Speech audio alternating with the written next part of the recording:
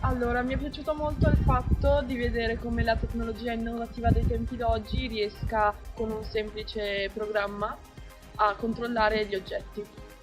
A me invece è piaciuto e mi ha stupito particolarmente come un oggetto così piccolo agli occhi degli altri significante possa richiedere tanto impegno e tanto lavoro. Il drone, come programmarlo, è stato bello.